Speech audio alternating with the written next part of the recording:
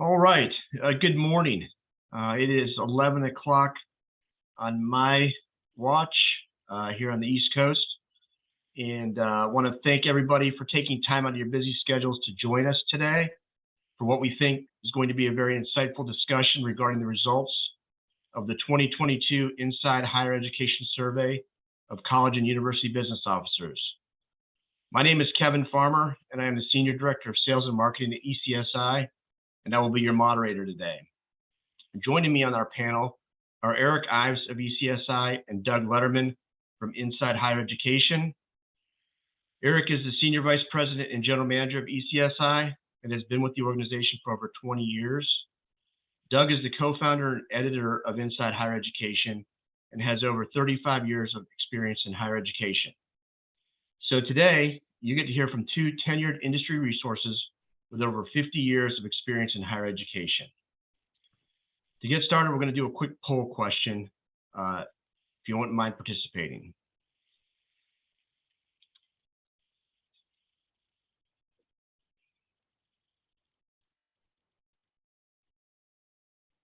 So how well do you know ECSI?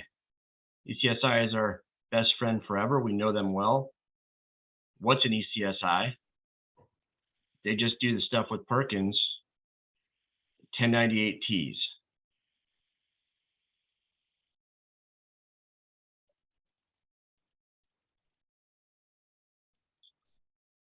All right, well, look at that. The majority of the audience that participated, 19 out of 30, know us well. That's great to hear. Others just do stuff with Perkins. We hear that all the time. That's what we're known for. And that's our history, obviously. And we do a lot of 1098Ts as well. So who are we? Well, ECSI has been in business for 50 years, and we solely focus on your vertical higher education. We solve your pain points by becoming an extension of your school while creating efficiencies so you can focus on your core job responsibilities. We are a partner that connects schools with industry best practices while providing intuitive data to the school to analyze for your needs. While we started out solely as a loan servicer, primarily in the Perkins loan space, we have expanded into a number of other areas that help schools focus on three primary things. Retention, which obviously includes re-enrollment, staying in compliance with a rapidly changing landscape from state to state and the Department of Education, and the student experience. Schools look to ECSI to be their partner and work with them to solve new and complex solutions that the post-pandemic world has created. We help schools from everything from delinquent AR solutions that generate revenue and most importantly, keep your students enrolled, call center solutions, both inbound and outbound, that are all about providing the schools data while improving the student experience, to refund services and tuition payment plans, while assisting schools with assigning loans to the Department of Education and year-end tax solutions. All this in addition to our longstanding dependable loan servicing solution. Higher ed's obviously changing more than ever, and ECSI is your partner in the evolution of higher education. Let us know how we can help make your life and, more importantly, your students' experience better than it's ever been. So back to the webinar. So why are we doing this? The purpose of the webcast is to share industry trends and thoughts in a discussion forum with two industry stalwarts. With ECSI solely being in the higher education space, we saw it as a natural fit for us to sponsor this webinar.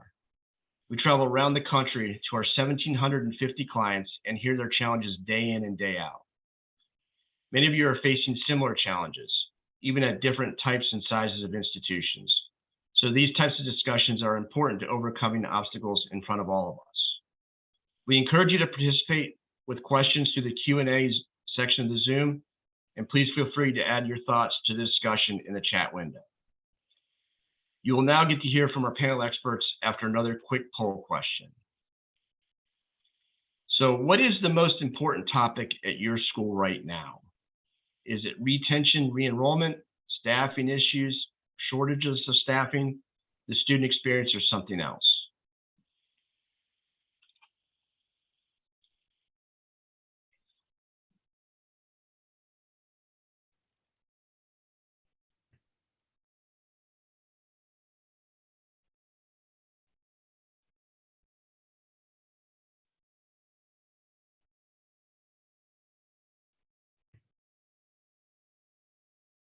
All right, look at that. Top two, as I would expect to see, and what I've heard in the field in my travels in recent months. Retention re-enrollment, obviously dominating the conversation at 44%, and then staffing issues and shortage of staff, 32%, with some other feedback on student experience, and then some other items out there as well. So thanks for your responses. Thanks for your input. A lot of it parallels what we're hearing in the field today. To get started, I'm gonna turn over to Doug, and he's gonna take a look back and remind everyone of some of the key insights from the survey that we saw earlier this year. Doug? Great to see everybody. Thanks to all of you for being here. I want to start actually with some thanks to ECSI for not only did they sponsoring this webcast, but they sponsored our business officer survey itself, which again helps us bring you and the field all the work we do. Is we need help to do that, and sponsorships like ECSI's of the business officer survey really help. So thanks for that.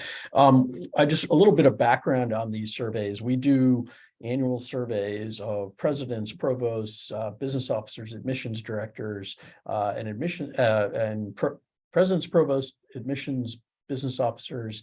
And then this year we added, just did a few weeks ago, a chief information officers and chief technology officer survey. And we do these because it's really precisely in line with what Kevin said. I mean, we all are out talking to people around higher education, but a lot of us are in our little bubbles in our world. And what we hope to do by doing these surveys is to give people sort of across higher education, again, regardless of the type of institution type they're at, a sense of what their peers around the country are thinking. And we try to elevate the key issues that we think need to be discussed, and hope to provide some insights, partly to make you feel like you know what your peers are doing, make you feel maybe a little less alone in your problems or in your challenges, and in the opportunities. So that's what these surveys do. And again, I have some information that's hopefully can share maybe these slides with you. There's a link at the end to the full survey results, which are very long, and I wouldn't expected most of you to read it, but I'm going to try to run through it pretty quickly, and then we can hopefully have a great discussion about them. I'll start by this. The first slide here is some of the questions we ask each year are sort of the moment. There are things related to what's going on at a particular time. Others are things that we ask kind of longitudinally so that we can start to sense trend lines. And we've been doing these the survey of business officers for about 12 years now. So we have some pretty good longitudinal data. But sort of one of the key questions is kind of the closest equivalent we have to a consumer confidence survey. We asked pretty much the same question of presidents, of business officers, some of the other constituents, and the goal is to try and get a sense of how people are feeling about their institution's situation financially. And so you see on this slide, we added some new questions this year that I think are a little different, that hopefully that we can talk about a little bit. But basically the goal is to understand what people are thinking. And so, like as you see on this slide, there is the business officers. We ask them, how the key question is, or statement is, I'm confident my institution will be financially stable over the next 5 years and then over the next 10 years. And as you see on this slide, pretty significant confidence in both over the 5-year and the 10-year period. A little bit less over 10 years, which is sort of makes sense given some of the uncertainty. I'll be honest, I almost every year, but I don't know, maybe even particularly this year, I was a little surprised by the level of confidence. And what we did this year, and there's some sector differences, as you'll see on the next slide. And we just went back 1 year in terms of the comparison rate, but you see, in general, quite a bit more confidence this year than last year for most of the sectors. And trying to understand why, I think is worth digging into. Before I do that, I wanted to go and show you. We asked a set of questions this year that were a little different from what we'd asked in the past. We wanted to go a little bit deeper and to sort of understand the current thinking by asking the business officers that we surveyed to look sort of backwards and forwards. And we asked them whether they felt they were in better shape now than they were in 2023. I'm sorry, than in 2019. And then we asked them what kind of how they expected to feel a year from now. And very strongly, more than roughly 2/3 said that they were in better shape than 2019. And that makes a lot of sense to me. Even it's a little counterintuitively, given what the world has been through the last couple of years. But when you think about the main factors, I guess and when we talked to people a little bit about it, and we had some information about sort of the why here, but a lot of it had to do with the federal recovery dollars. We know in 2019, the ratings agencies were predicting that sort of 1 in 5 institutions was in financial under significant financial strain, if not sort of heading into financial peril. Conversations with a lot of individual leaders and business officers at a lot of institutions, the pandemic really they did a couple of things. They did a little bit of right sizing or sort of they cut back in certain ways and sort of reduce their financial core to some extent. And they got an unexpected influx of federal dollars, and some of that, a lot of it was directed to students in various forms of aid, but a lot of it, there was also institutional support for technology and some other things that were sort of supposed to be related to the pandemic. I think a fair number of institutions used it to plug holes. One of the interesting questions, and we'll talk about this probably going forward, is Kevin used the word transformation before.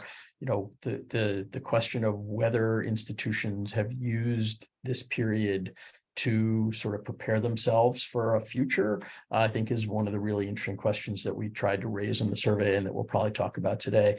But again, looking backwards, business officers generally felt themselves being in better shape financially in 2020, summer of 22, when the survey was done, than they did in 2019.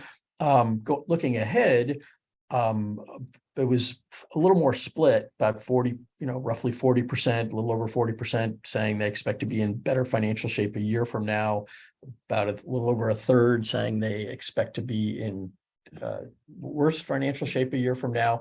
And that's maybe the most interesting question to me, because I guess, and maybe the one that I might have expected to see even more people expecting to be in worse financial shape. I'm trying to remember if I kept this slide. Yeah.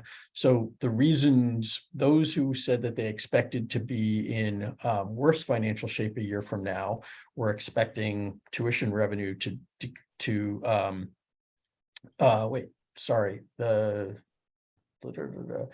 those who expect to be in worse financial shape, who expect to be in better, top is those who expect to be in better financial shape a year from now.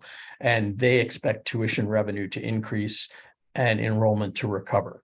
And again, we asked these questions back in May and June of 2022. So it was before the fall enrollments were clear, at least for most institutions or a lot of institutions.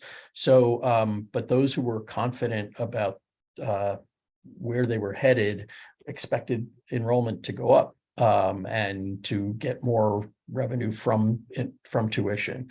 Those who were a little more pessimistic and were expected to be in worse shape a year from now were really worried about inflation.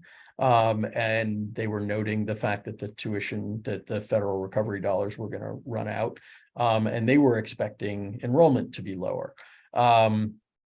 And, again, I think it's probably too soon, maybe not, it'll be interesting to ask a year, a few months from now, 6 months from now, we'll be heading into this survey again. Clearly the inflation pressures have been strong and significant, and there's been some modest recovery of enrollment, and some institutions have fared well, but plenty have not. So, we'll see how this shakes out. This set of questions is the one I was talking about before. Wanted to sort of try and get a sense of mindset of institutions. Back in 2020, we asked presidents and business officers, particularly, this set of questions. How do you view where your institution is? And this was, remember, early on in the pandemic, the first 4 or 5 months of it. And basically only about a quarter of business officers then said that they expected their institution to sort of return to normal, and that's what they were focused on. About half said that they hope to use this period to make difficult but transformative changes in core structure and operations to better position themselves for long-term sustainability. So, a pretty strong focus on rethinking the model and rethinking how they operate. When we asked this summer, you can see the difference. About half had viewed themselves as having returned to normal, and that said that was what they were focused on, was getting back to normal and more or less ridden out the changes and felt good about where they are. Only about 1 in 6 believe they had sort of made transformative changes and really viewed that as their focus. So a really significant sort of mindset change in institutional leaders. And I think that's borne out by how we've seen institutions responding and bring everybody back as much as possible to the campuses, et cetera. In terms of what responses they had made to the pandemic, about half had increased tuition, roughly half had increased both tuition and grant aid, and about a third had made changes in their admissions policies to be more flexible. Very few had really changed their view on facilities and done some of the sort of harder things that might have reflected a real rethinking in the direction of transformation. Couple other quick slides, and then we'll get to the conversation. We asked a set of questions around academic continuity, which is sort of a learning equivalent of business continuity, and sort of the idea that institutions can keep operating effectively during when people are dispersed. And lots of places had already had business continuity plans. Many fewer had academic continuity plans, but they put them in place during the pandemic. Only about 1 in 5 really didn't seem to think that was necessary or didn't really plan to create one. And then again, here's some more information about where to dig deeper into the survey results, although we're about to do that now. So turn it back to you, Kevin. Great. Thanks, Doug. Lots of great information there, and a lot of what we're seeing and hearing as we visit our clients in the field. I want to remind everybody that the questions are open, as well as your thoughts in the chat. This webinar is for you and for your benefit. So if there's questions that you have that you'd like to make sure get answered, please don't hesitate to put them in the Q&A bar. So let's get started. Eric, curious to get your thoughts and what you find most interesting about the survey results. Thanks, Kevin. I think a lot of what Doug covered are things that stood out to me. And I think I have a little different perspective today than I would have a few years ago. I've been in the industry for 20 plus years, but now I have a son who's a sophomore in college, another son who's getting ready to apply to colleges. So I looked at it a little different maybe in some cases. I thought it was interesting that only 30% are extending the test optional in the 22, 23. I think there's a feeling out there by parents right now that they'd like that pressure being off their son or daughter when it comes to taking those tests. So I thought that was very interesting. At 57% of the schools significantly increased the number of remote or online classes, even as the pandemic comes to an end. And I know my oldest at the university he goes to, I know that he's got some remote options as well. And I think that's here to stay to some degree, which I thought was pretty interesting. And I really thought it was the general sense of what I got was, COVID really allows schools to take a step back, take a closer look at how they run their institution and what changes they want to make to sustain the growth in the future. So those are the highlights for me. But other things that Doug had mentioned jumped out. That 50% of the schools increased tuition and cut expenses in some cases by 50%. But I think a little different perspective from my end was just being a parent involved in this during COVID and getting my son into college. So I thought that the survey results were actually a little more positive than I would have expected, to be honest. Yeah. Yeah, and from a different perspective, from an ECSI perspective, how have those thoughts shaped how you see ECSI fitting into the current climate of higher education? Yes, I see the opportunity for ECSI to be a partner and help find ways for the colleges and universities to provide the service their students have come to expect, but do it with less funds, less staff than they've had in the past to accomplish those goals. And that's something that ECSI works, really hard with our colleges and universities to be that partner that can provide those services, so your students don't feel like they're not getting the experience they want. And I just think, ECSI, retention and retaining students and re-enrolling students is such a big deal these days, and I think it will be even a bigger deal as we go forward. And ECSI has some products that really allow schools to do that. And I think that's where ECSI can continue to partner with more and more colleges and universities on our products like Outsource Select and Recovery Select, and really find a way to keep those students enrolled at their school. Yeah, I would agree with you as well. So, Doug, you touched on this a little bit in your opening comments with the review of the survey results. But when you look at the results from July, some people, and you said this as well, saw it as overly optimistic. That you've got the Great Resignation happening, the pandemic, coming out of a global pandemic, enrollment declines, and just a number of other challenges facing schools. How do you respond to that? What are your thoughts on the overly optimistic results? Sure. Well, I think a couple of the people we quoted and sort of shared the results with, I think that probably the comment that stuck with me the most was people feeling like what the responses here were really kind of emotional, maybe a little more emotional than intellectual, in terms of people being great. Listen, most of us, and just thinking about us as human beings, and the people who took this survey are human beings. They're also they also have roles at institutions, but I think there was a lot of relief in the survey results in terms of we made it through. Not only did we make it through, but we made it through, and we're actually in a slightly better financial position in this moment, than maybe we were. And I think it's really hard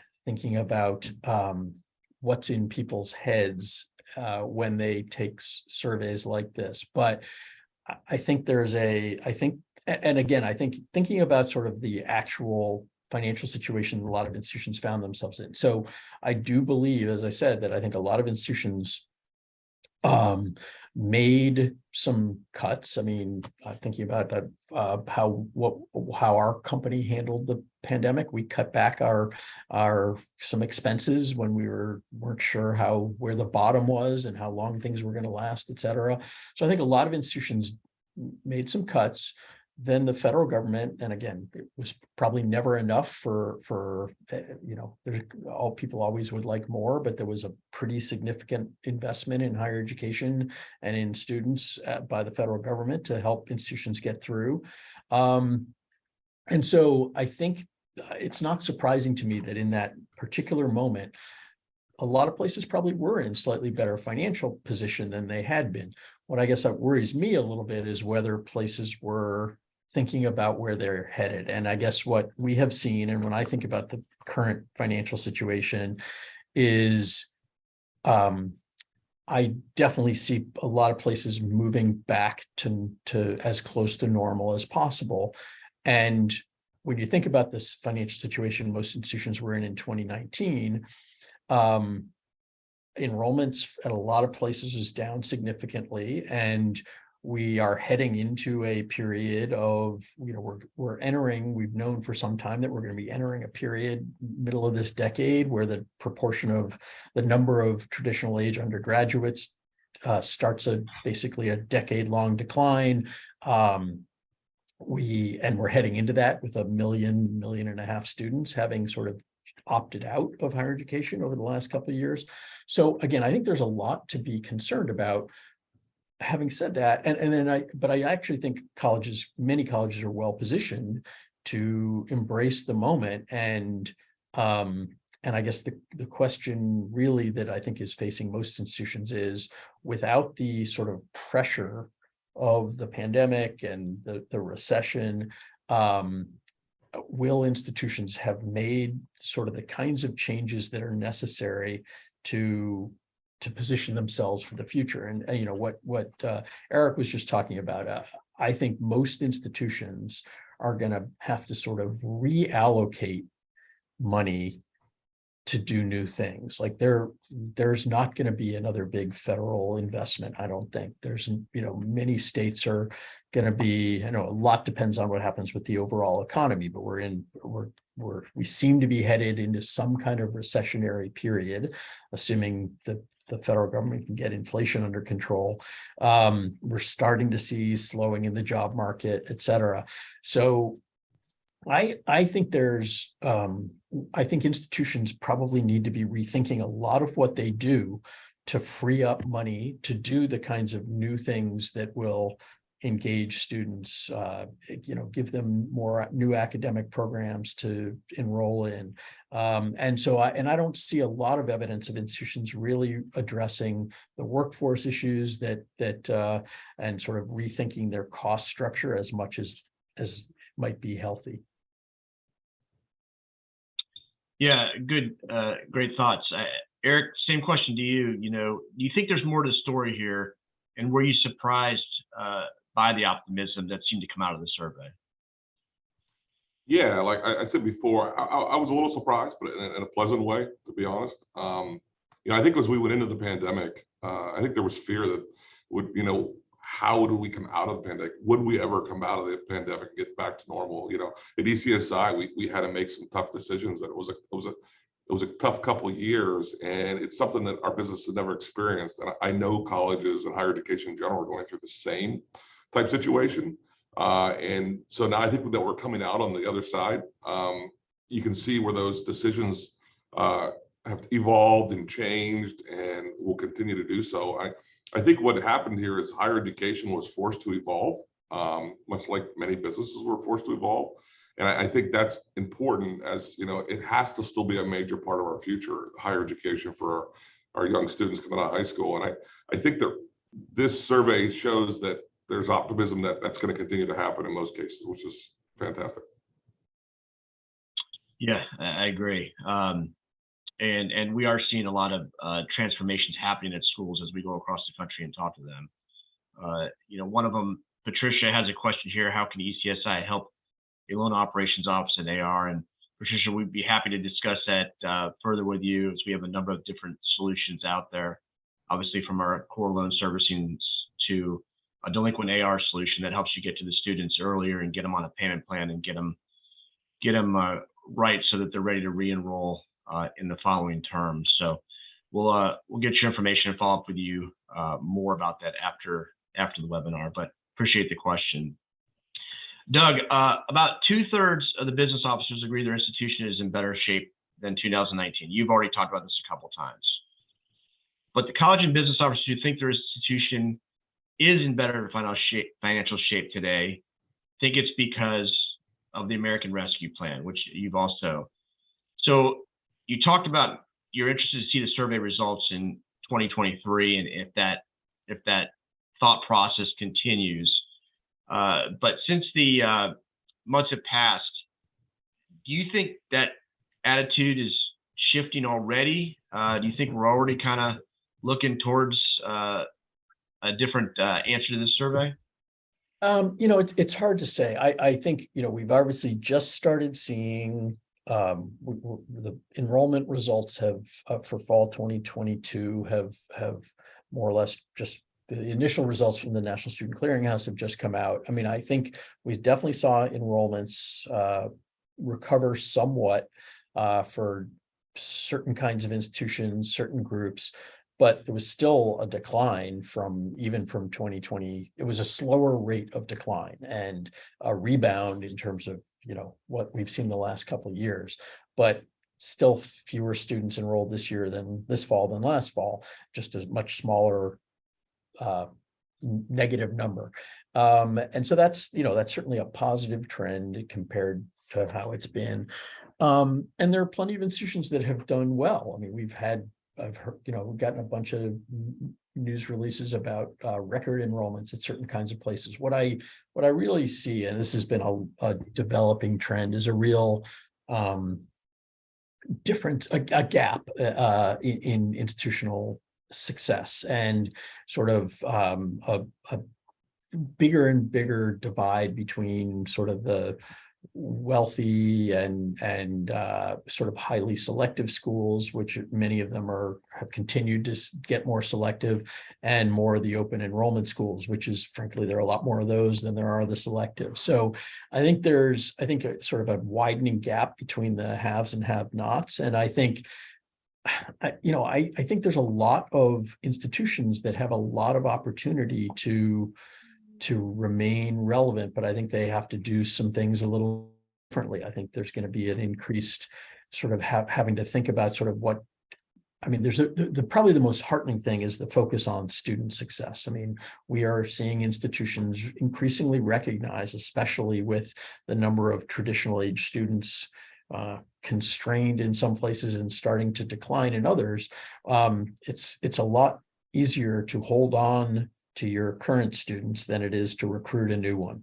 And it's more, frankly, cost effective. So institutions are spending a lot of time and energy and figuring out the impediments to student success and figuring out ways to help them. And some of them are financial, some of them are about the barriers that the institutions put in the way to continuing for a student to continue. And I do think, we're also starting to see more institutions think about reaching different audiences of students, potentially needing different kinds of programs and different kinds of credentials. So again, I think there's a lot of creativity. I think this higher education institutions are sort of easily ridiculed for being stuck in their ways. I think that's kind of a false accusation. I think there's a lot more adaptation than institutions get credit for. It tends to happen more slowly maybe than some institutions would. It might benefit institutions if they can act a little faster. And there's definitely increased competition from other kinds of educational providers. But I'm on the whole kind of bullish about where institutions are. I just think there are going to be some that don't adapt and really struggle, while I think most of them will figure out a way forward. Okay. Yeah, I agree. I think the student success and the student experience are two big topics these days, and they obviously, I think, go hand in hand. Another poll question before we get to Eric here. So 91% of College of Business officers reported a reason their school was in worse financial shape was because of enrollment declines.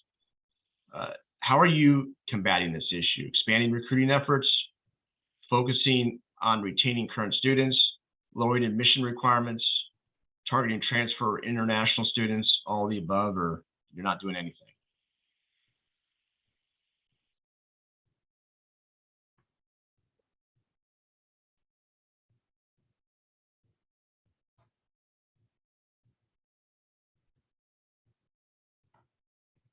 All right, let's see the results here. So all of the above and focusing on retaining current students. I think that's focusing on retaining current students obviously is the big trend out there. And I think everybody on the phone knows it's probably cheaper to retain a current student to try and go recruit another one and find them and get them on board. So expanding recruiting efforts also in the equation there. So thank you for your time and input on that survey. So Eric, I'm going to ask you a question about what we're seeing at ECSI. Obviously, you and I speak to a lot of customers out there. And again, the enrollment declines are blamed for a school being in worse financial shape in July of 2022 than it was in 2019, and therefore less tuition coming in. Is this consistent with what ECSI is seeing? And I would say yes. I think you would agree with that. Yeah, it's for sure the theme that we hear from a lot of our clients. I think the majority of them are concerned with enrollment decline and also retention of the current students. And I think, like Doug said, I think if you're a top 100 college in the United States or university, you're less concerned about enrollment than you are if you're a bottom 100 school or a couple hundred school, right? Out of the 4,000 plus institutions, I'm sure there's some that don't have this worry, but a lot do. And I think they've worked really hard, to try to find a way to keep their students in school and find new ways to enroll new students. And they work so hard to get that student enrolled, so much cost up front to make that happen and to get the right financial aid package in place.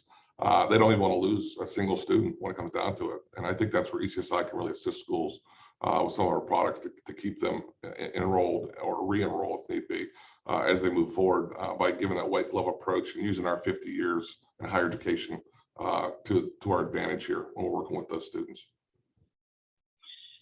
Yeah, and what other challenges are you hearing from schools right now? All right, so a couple jump to mind. Staffing. We talk a lot. We were just at a conference, you and I, in Kansas City a few weeks ago, and that was a big topic. Was they just don't have the staff to do what they used to do, whether it's answer phones, make outgoing phone calls, proactive calls, letters, anything creating extra bills they would sometimes do in the past. They don't have the staff to do that. So that's something we hear a lot. And, and that's where, we're helping a lot of colleges supplement or augment their staffing needs because they don't have the staff to do so. So we're leveraging our years of experience in higher education to try to help them. Another area I hear a lot is compliance. It's a big concern. I know when I started in the industry, 20 plus years ago, the compliance was maybe 1/100th of what it is today as far as what you need to do and make sure you are in compliance with all the different federal regulations. Well, now you have many federal agencies, you have many state agencies that are coming in. There's licensing in states for certain things like loan servicing, where you have to be licensed now, I think it's 15 states, and follow their rules. They're going to come in and audit you. So I think ECSI last year went through like 27 audits when it was all said and done. So our compliance department at ECSI is, busy all the time, and they're so good at what they do, and they really make sure that our clients and ECSI itself remains compliant. And that's a big focus for us. And that's something we hear a lot from the clients. They want to make sure that if they're going to work with us, that we're compliant and they're compliant. And that's a heavy focus area for ECSI.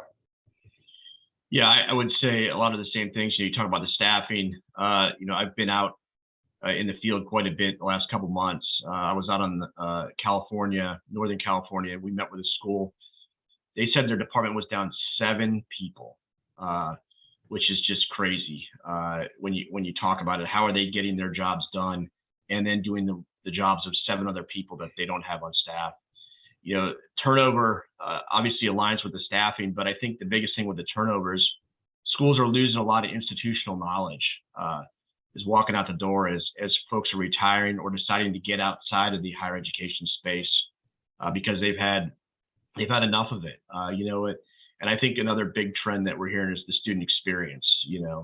When you look at students and the transfer rates and the delinquent AR that's building up, and then the leverage being lost in a lot of states with the transcript rules, schools are trying to make the student experience as positive as absolutely possible.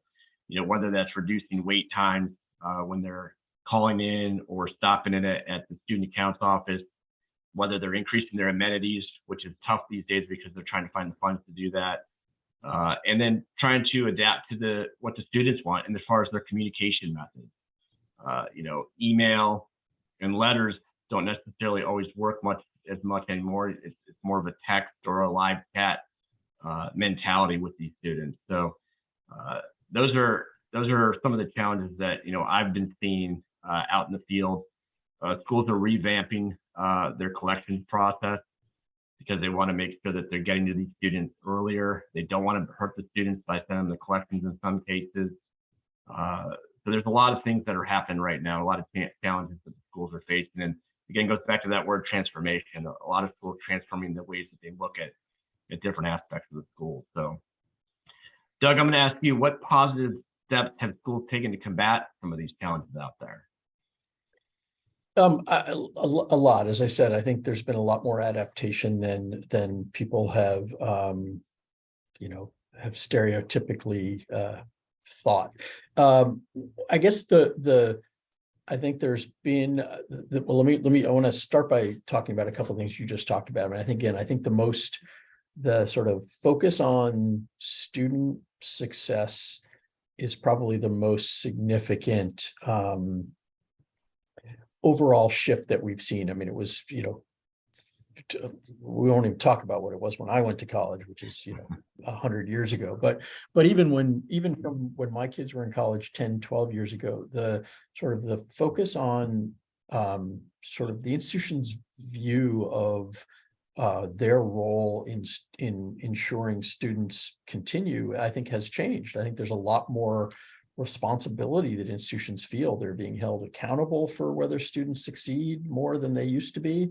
And as we were just agreeing, there's a financial incentive. If a student who leaves is a discontinued tuition and other fees. And so I think there's huge incentive for institutions to pour resources and energy and attention into knocking down barriers to students, finding practices that will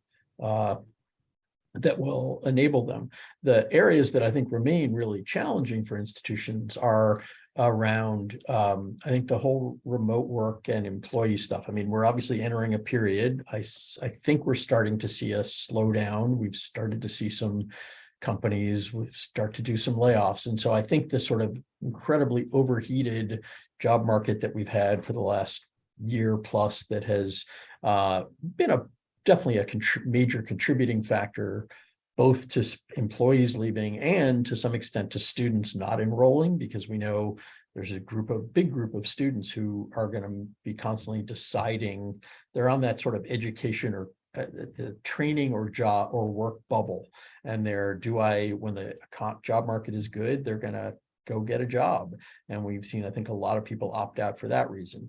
It'll be interesting to see whether when the job market slows down, whether some of those students come back into higher ed. On the employee side, there are a bunch of reasons why people have left, and you talked a little bit about it. And I do think the question for institutions I think higher education institutions collectively are more inclined to feel like they need their employees in person. And I get that in a lot of ways and for certain jobs, but I think that's going to remain a tricky problem for institutions, because I do think we have, and again, there's a lot we still don't know about the impact of the pandemic, but I think we have definitely seen a pretty significant shift that's going to be pretty permanent in how people think about work and where they want to do it, when they want to do it, et cetera. And I think there's going to be increasing pressure, I think, on institutions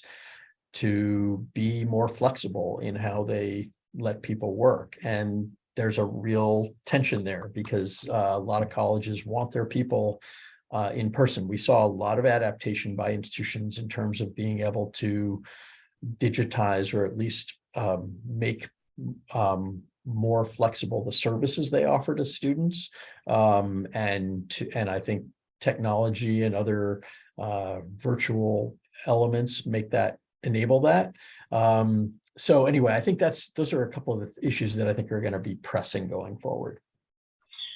Yeah, I think that's a really good point, and one that we hear when we're out in the field as well. So, would you say that that's probably the biggest hot button for higher ed next year, or do you think it's in line with retention and enrollment concerns? Yeah, I mean, I think when I think about sort of the issues that are most likely to occupy the brains and minds and worry, what might keep institutional leaders up at night. I think enrollment and the connection between enrollment and finance is going to be probably the top one. Again, I think it's possible that the workplace issues ease a little bit, just because I think the pull to other jobs, I think, will probably ease a little bit, because I think there will be I think the job market will slow some and sort of soften a little bit. So I think there's going to be less pull for employees away from the institutions. I still think institutions are going to have to do hard work at ensuring that they are satisfying and making their employees feel valued and giving them the flexibility. So I think I guess I would probably, if I had to list next year's top issue for most institutions, it's going to be, it's going to be more financial than anything else. And again, that doesn't mean I think most institutions are going to get in trouble financially, but I think the financial pressures are going to only intensify. Yeah, and there's no federal relief there to help them out, at least. Yeah, that's been discussed in this. So, no. Eric, we've got a couple questions that have come in on the Q&A that are really around you. I'll give you a couple of them. Patricia, I would tell you we're helping students in a number of ways, and we'd love to talk to you after the webinar in more detail about that. But from a cost risen for ECSI, Eric, I think they're risen for everybody. I don't think it's just a school thing. I think it's also folks in our field. So part two of that is, number one, have costs risen, and number two, how are we retaining good staff, and do you have a compliance officer? Yeah, so good questions, Patricia. So yeah, have costs risen? Unfortunately, yes. At ECSI, costs have risen.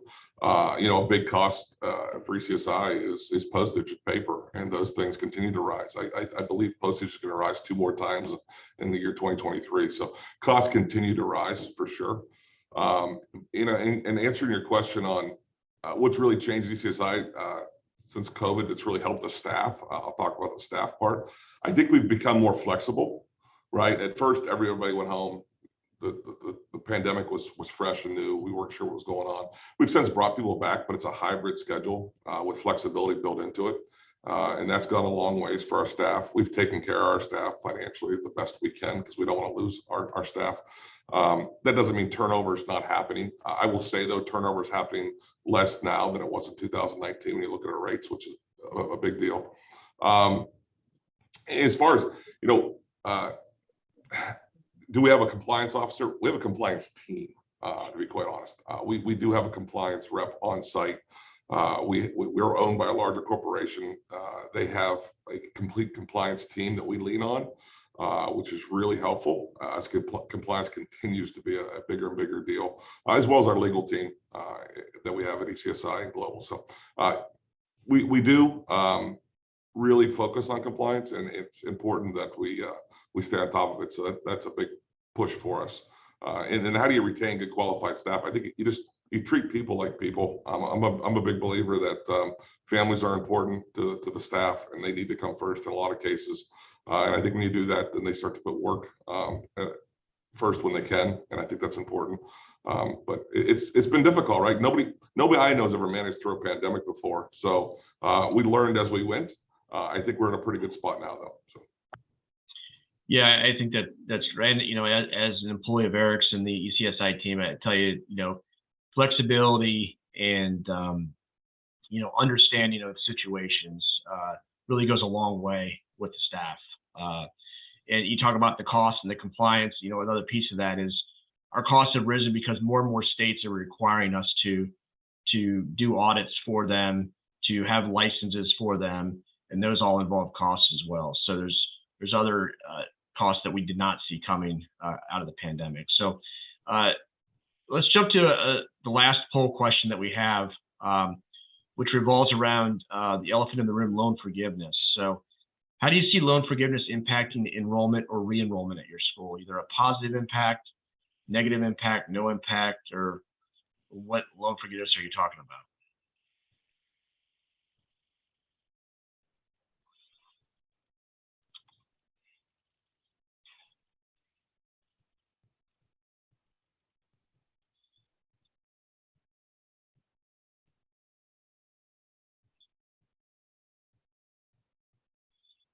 So it's seen as a positive impact or no impact at all. And I guess no impact over 50% responding than that, with 36% of positive impact. So we were just curious as to how schools were viewing that from an enrollment perspective. Obviously, that's the big topic out there.